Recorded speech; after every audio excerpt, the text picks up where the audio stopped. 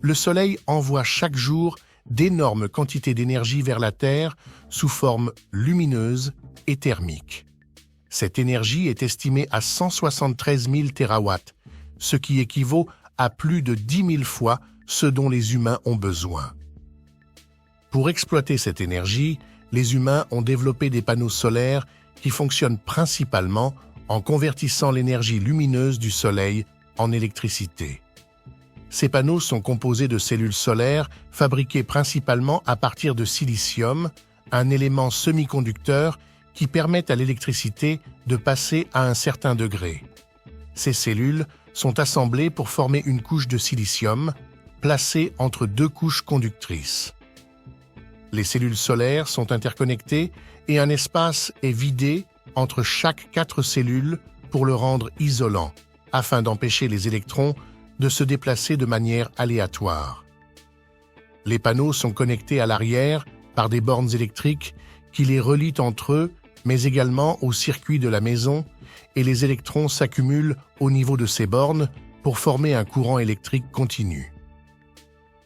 L'énergie solaire est gratuite et illimitée, une énergie propre sans émission qui peut remplacer une grande partie des autres sources d'énergie. Alors, pourquoi les humains ne comptent pas entièrement sur cette énergie?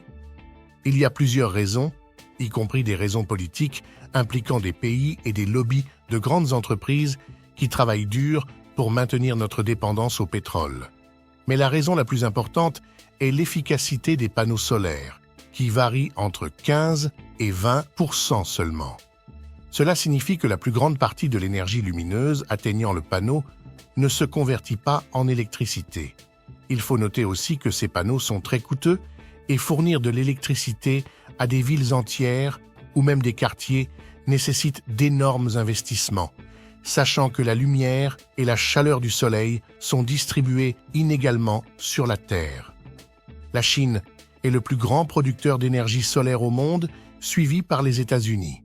Cependant, si nous regardons les pays les plus dépendants de cette énergie en pourcentage, nous trouvons l'Allemagne, la Suède et le Danemark en tête. Dans le plan de transition vers les énergies propres et la réduction des émissions de carbone, l'Union européenne a fixé l'objectif d'augmenter la dépendance aux énergies renouvelables à 32% d'ici 2030. Bien sûr, cette transition dépend principalement de l'énergie solaire. Finalement, si vous avez aimé cette vidéo, laissez-nous un like et allez regarder l'une des 2 vidéos qui s'affichent à l'écran.